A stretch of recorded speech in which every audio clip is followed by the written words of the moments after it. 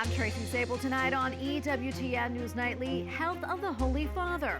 Pope Francis reaches the 2-week mark in his stay at a Rome hospital. What the Vatican is saying about his condition. High-stakes talks. Ukrainian leader Vladimir Zelenskyy visits the White House as President Trump seeks to find a peace deal with Russia. Next steps. What the future looks like between Israel and Hamas as phase 1 of the ceasefire wraps up. Plus, gather around the table. Catch up on all the events from today's National Catholic Prayer Breakfast. These stories and more tonight.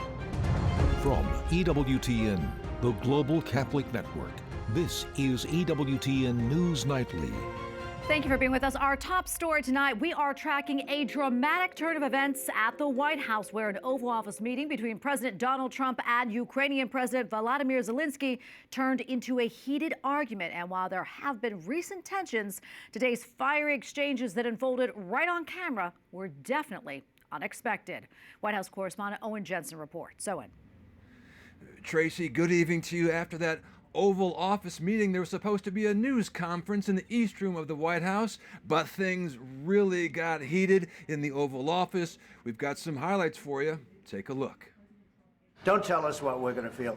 We're trying to solve a problem. Don't tell us what we're going to feel. I'm not telling you. Because you're in no position to dictate that. Remember this. You're in no position to dictate what we're going to feel. We're going to feel very good. Feel influence. We're going to feel very good and very strong. You will feel influence. You're right now not in a very good position. You're playing cards. Serious. You're gambling with the lives of millions of people. You're gambling with World War III. You're gambling with World War III. And what you're doing is very disrespectful to the country, this country. That's back to you. Far more than a lot of people said they should have. Have you said thank you once? This entire meeting? No, in this entire meeting, have you said thank you? You went to Pennsylvania and campaigned for the opposition in October. Offer some words of appreciation for the United States of America and the president who's trying to save your country. But you see, I think it's good for the American people to see what's going on. I understand, sir. I think it's very important. That's why I kept this going so long. You have to be thankful.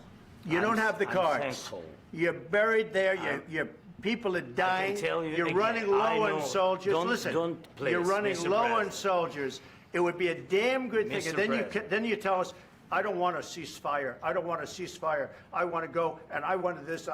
Look, if you could get a ceasefire right now, I tell you, you take it so the bullets stop flying and your men stop getting killed. Not long after, President Zelenskyy pulls away from the White House, the driveway packed with reporters who were expecting to see a news conference with the two leaders, but that did not happen. Afterwards, on Truth Social, President Trump posted that Zelenskyy disrespected America and the Oval Office, but added Zelenskyy can come back when he's ready for peace. And as for that critical minerals deal that's been discussed for the last several weeks, well, not today. At the White House, Owen Jensen, EWTN News Nightly. Before that wild exchange of words, the Ukrainian president sat down with U.S. lawmakers. Sources tell EWTN News that the Ukrainian president discussed details of the mineral deal and the need for Congress to continue its funding to help support Ukraine fight. Now, both are in question. Let's check in with Capitol Hill correspondent Eric Rosales for more. Eric. Well, good evening, Tracy. Yes, the American public truly got a real-life, real-time view of diplomacy in action. Here on Capitol Hill, a majority of lawmakers are back at home in their districts, except for the few who attended the meeting with the Ukrainian president. After the exchange took place, reaction from U.S. lawmakers was quick and fell along party lines. What we just witnessed was a meeting in the Oval Office between two cowardly puppets and a hero. And whether you voted for these puppets or not, just as an American, as a fellow American, it's just embarrassing. Democratic Senator Amy Klobuchar from Minnesota stated, quote, answer to Vance, Zelenskyy has thanked our country over and over again, both privately and publicly. And our country thanks him and the Ukrainian patriots who have stood up to a dictator, buried their own, and stopped Putin from marching right into the rest of Europe. Shame on you. Republicans are taking a much different view, applauding both President Trump and Vice President J.D. Vance. Congresswoman Marjorie Taylor Greene posted on X, President Trump and Vice President Vance will put America first every single time. Putting Zelenskyy in his place while he disrespects the U.S. in the Oval Office is exactly what American leadership should look like. This is what we, the people, want to see. And Georgia Congressman Andrew Clyde posted on X, quote, President Trump and Vice President Vance are standing up for the American people. Our country will not be taken advantage of or disrespected.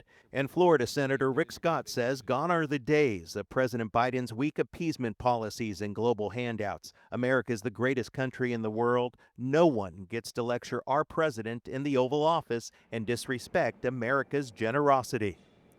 South Carolina Senator Lindsey Graham, who actually did meet with Zelenskyy before the back and forth talk between him and Vance and Trump, he actually said he doesn't think that President Zelenskyy can work out a peace deal, and he may not be the right man for the job. He also wonders if the relationship with President Trump can ever be repaired. Tracy, one thing's for sure, Russian President Vladimir Putin and the world are watching to see what happens next. Back to you. Okay, thank you so much, Eric, and we are indeed. All right, now the Vatican announced this evening that the Holy Father's respiratory condition suddenly worsened today. Pope Francis has begun mechanical ventilation and is so far responding well to the treatment. EWTN Vatican News correspondent Colin Flynn has more. Good evening, Tracy. The news tonight from the Vatican is concerning. After a few days of improvements, Pope Francis's condition worsened today as it was announced that he suffered from, quote, an isolated crisis of bronchospasm. The Holy See stated that this morning Pope Francis had respiratory physiotherapy. He prayed in the chapel and he received the Eucharist. But then at around 2 p.m. he suffered from, quote, an isolated crisis of bronchospasm. We're told that as a result of this, it led to the Holy Father vomiting with, quote, inhalation and a sudden worsening of the respiratory condition. Now, the Pope was then given non-invasive mechanical ventilation, which he responded well to. We're told this mechanical ventilation is with a mask covering the nose and mouth, and he continues to receive this treatment at the moment while he is resting. They also pointed out that at all times he was alert and well orientated. Now, the doctors have said that they will need 24 to 48 hours to make an assessment of how today's episode will affect his clinical picture. And they added that at the moment, his situation remains complex and guarded. Well, that is the latest that we have here at the Vatican. In Rome, Colin Flynn for EWTN News Nightly. And joining us now is Andreas Widmer, a former Pontifical Swiss Guard and Associate Professor in Entrepreneurship with the Bush School of Business at the Catholic University of America. Andreas, great to be with you today. We, of course, have been covering the Holy Father's stay in the hospital extensively here on EWTN. Tell us, how is business handled at the Vatican while the Pope is ill? I mean, these things are planned. The Pope isn't suddenly sick and everybody is surprised. Things are handled, everything is planned, and so when the Pope goes into the hospital, it's almost like if he would be traveling. There's contingency plans, and people either go with him or stay in touch with him. I don't think there's a huge disruption of what he's doing between being there or being back at Santa Marta. Yeah, I want to talk now about the Swiss Guard. Does the protocol change at all for protecting the Pope while he's in the hospital? No, the protocol doesn't change. Just when he's traveling, he's a very well-protected man. And that is something that is just, it's not, it's of course not a daily occurrence if he goes to the hospital, but it is a daily occurrence that he would leave, he would go into another, on a travel or something like that. So the people that work there and work in his security are completely used to him being in other environments. And besides, the place he's in Gemelli Clinic is dedicated to him, and this is a known environment. So it's not like if he goes to a foreign nation or so. He has a place that is dedicated to him, and that's a known environment. Andreas, before I let you go, as a former Swiss Guard, what are you hearing from folks at the Vatican? What are they saying, and what is the mood right now?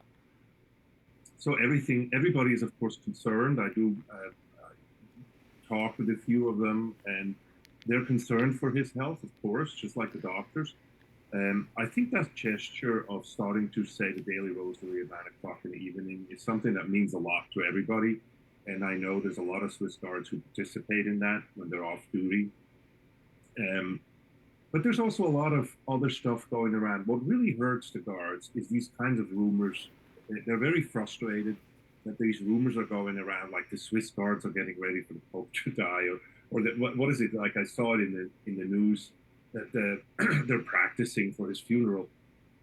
Anybody who knows anything about the Vatican is going to just know right away that that's not true. That's complete, news generation. The Swiss guards don't have to pray to practice for a mass or for a funeral. That's what they do for a living. That's just something that they do every day. And so these are totally unfounded things. And the Swiss guards feel very bad when their name is being used in a news cycle like that. And I think that's frustrating to them because they like to just stay in the background and help provide the safety for the Pope. Well, Andreas, thank you so much for speaking to us about all this. We appreciate it. God bless you. My pleasure. Thanks. Well, in other news, back here in the United States, hundreds of workers at the National Weather Service have lost their jobs. Those who had been working for the agency for less than a year got a letter this week saying that their performance has not been adequate. U.S. meteorologists may feel an impact as they rely on the data released by the NWS to create their forecasts. More layoffs are expected. And we have a lot more still to come here on EWTN News Nightly, including huge protests in Greece on the anniversary of a tragedy that has become a symbol of government failure. And what's next for Israel and Hamas as phase 1 of the ceasefire wraps up.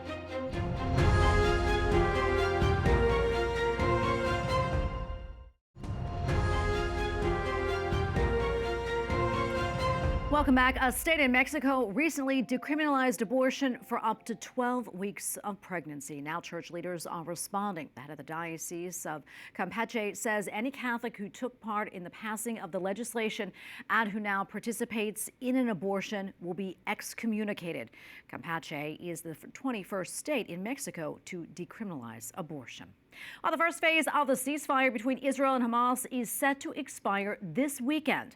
Obligations for this part of the agreement have been met as families reunite with their loved ones in Gaza.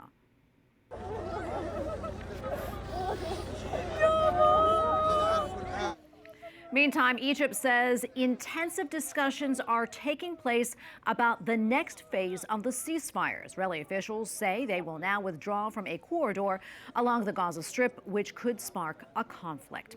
All right, now to Pakistan, where a suicide bomber killed 6 worshippers during Friday prayers at an Islamic seminary.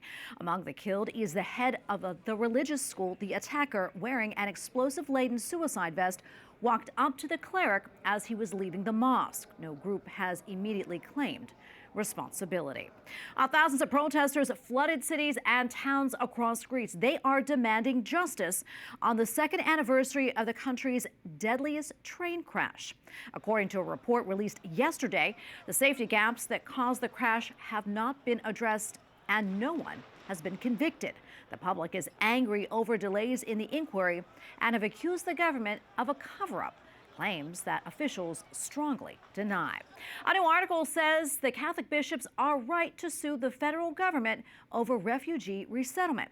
Writing in the National Review Online, author Mary Fiorito says in part, quote, "The Catholic Church's mission is to assist legally admitted refugees is clear and convincing, even if the government will no longer continue to support that program financially. The people in the pews and people of goodwill should have no qualms." This comes as the Supreme Court temporarily paused an order from a lower court directing the White House to pay roughly $2 billion in foreign aid grants to nonprofit organizations. Numerous Catholic entities have been affected by the freeze, though the church was not involved with the suit at issue in the ruling. And for more, we turn now to Ashley McGuire, Senior Fellow at the Catholic Association, which has been following the story very closely. Ashley, great to be with you.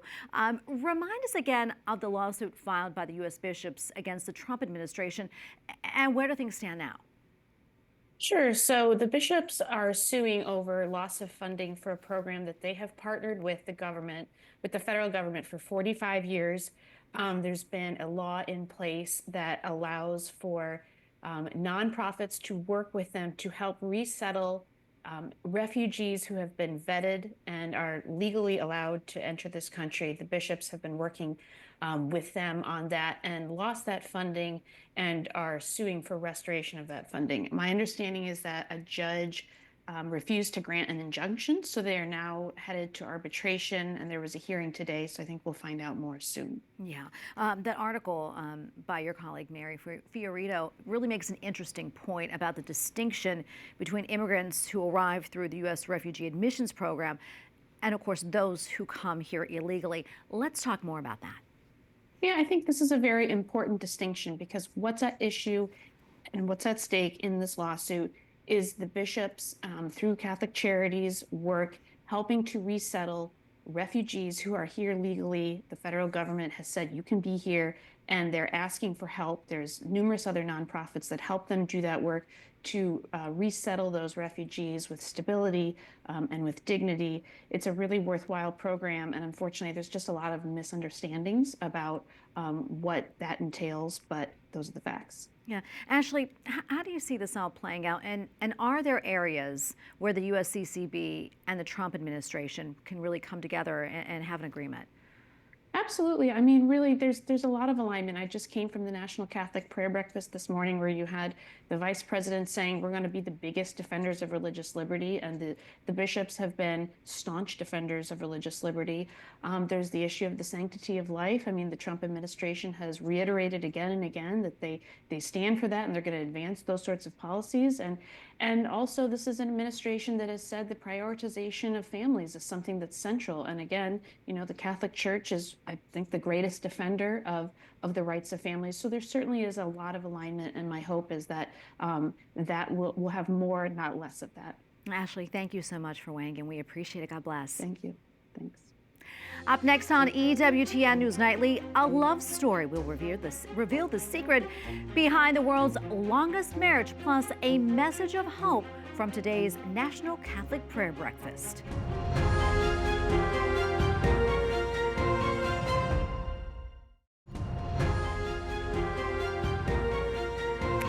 So what comes after a 75th wedding anniversary?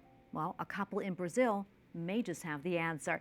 Take a look at Manuel and Maria with 84 years of marriage. Can you believe that? The couple has set the Guinness World Record for the longest current marriage. God bless them. Their daily tradition includes listening to the rosary on the radio and then watching Mass. They have 13 children, 55 grandchildren, 54 great-grandchildren, and 12 great-grandchildren. God bless them. They are beautiful. Well, finally tonight, the 20th National Catholic Prayer Breakfast took place earlier today in the nation's capital. Nearly 1,500 church leaders and lay people gathered for an annual event focused on faith, fellowship, and food. And even in difficult times, this breakfast has remained a beacon of hope and joy, a light in the darkness. And so we find ourselves here once more, looking out at a world often fraught with uncertainty, division, and fear. The temptation to despair is great, and yet we are not a people of fear. To all of you, please know the spiritual closeness of the Holy Father, Pope Francis. He cares for the people of this country, and he values our unity with him in faith and in hope. Our Lady Guadalupe, pray for us. God bless America, God bless Mexico, God bless the world. Viva Estados Unidos, viva, viva México, viva, viva Cristo Rey, viva la Virgen de Guadalupe. Dios los bendiga. I met with the Secretary General of the UN, Gutierrez, in my office. I meet with him frequently. And while talking, I said, you know, they said the UN is all in disseminating the abortion pill all over Africa and all over the world. I said, do you know how it works? It starves the baby to death. He didn't know, his staff didn't know, or at least they put on an air that they didn't know. I said, you and I, Mr. Secretary General, worked very, very hard on world hunger mitigation. How could you now turn around and starve to death people who are in the womb. And I think that it's important, and I'll make this commitment to you in front of God and in front of all those television cameras back there, that we will always listen to people of faith and people of conscience in the United States of America. You have an open door to the Trump administration, even and especially maybe when you disagree with us. There was something really amazing that happened to me in November of 2024. All my friends were there, all my family was there. We were gathered together in a great moment of celebration. And of course, I'm talking about when my 7-year-old chose to be baptized into the Christian faith. And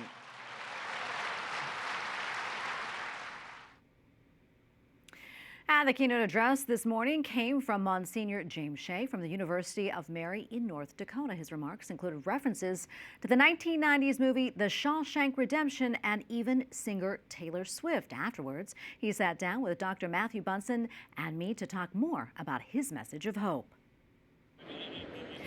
And Monsignor James Shea joins us now. Monsignor, great to see you. Good to be with you this morning. What an amazing day, the National Catholic Prayer Breakfast. It's been absolutely incredible. And also incredible, your remarks today, your keynote speech. Really captivating. You talked about the movie Shawshank Redemption. You focused on hope. Yeah. And I took a couple of notes here. The only person that can read them is me. It would scribble here. But one thing that really stood out is you said that hope is the anchor for our lives. Well, the letter to the Hebrews, the scriptures, the New Testament tells us that. And that without hope, human beings become miserable and unhappy creatures. And so we need hope, because hope grounds us in ultimate realities. We are immortal beings with eternal destinies. And small hopes with a small h, cannot hold the weight of our immortality. Instead, we really need that ultimate hope, which is the fact that God has saved us and that we're destined for heaven. And the letter to the Hebrews also, of course, has a beautiful discourse on faith. Yes. Talk about a point that you made in your presentation today on this sort of return to faith that we're seeing in culture. Certainly the Pew study is indicating that, but you're seeing it on the ground. Right. Well, so my reference to the Pew study was that we're not going to need it on Ash Wednesday. Of course, it's helpful to know, but on Ash Wednesday, everybody can see it. It's palpable. To include on the campus of the University of Mary. I mean, on the ground, when you say on the ground, for me, it means you work with university students. And at a place like the University of Mary or any other of the faithful Catholic colleges throughout the country, you can see that the church is alive and well, and that the future of the church is secure, that the Holy Spirit is working and moving through the lives and hearts of young people. Because young people, it's interesting, when we grow older and crotchety, you know what I mean, when we reach middle age or beyond, curmudgeon, yes. we can become very gloomy about things, yeah. and think that, you know, the world is in constant deterioration and all of those things.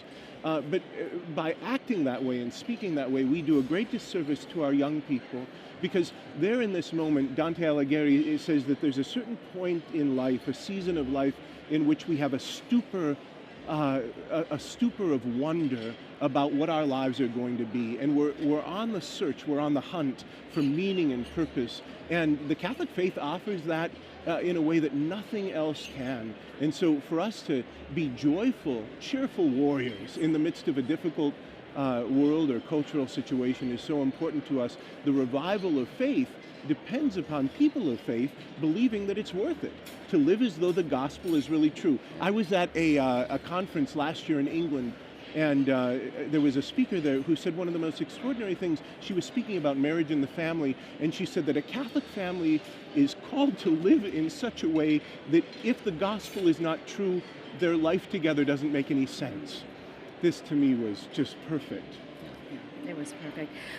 Hope and prayer, and we are gathered here today. What an incredible event to be here with all of the faithful together and really praying not just for the church, not for just for the United States, but right now for our Holy Father. Yes, of course. So first, with the National Catholic Prayer Breakfast, I would say this. When you look around, it is as it was described at the beginning. It's a reunion of Catholic America. All kinds of amazing people are here, and then all of us too. Yes. It's really an extraordinary thing, and we were united this morning in prayer, as we've been for weeks now, for our Holy Father, for his health, for his healing, and to surround him with our prayer and our affection is also an exercise of hope.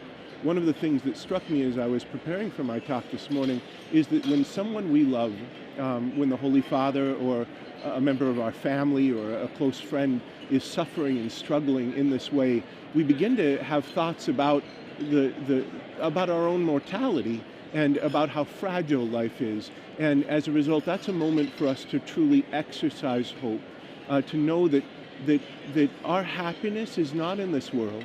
It's not secured by the things of this world, that our happiness ultimately is the kingdom of heaven and eternal life. And we are a family, and he is our Father. He sure is. He sure is. So we're praying for him with all our hearts. Yeah. We are. Definitely.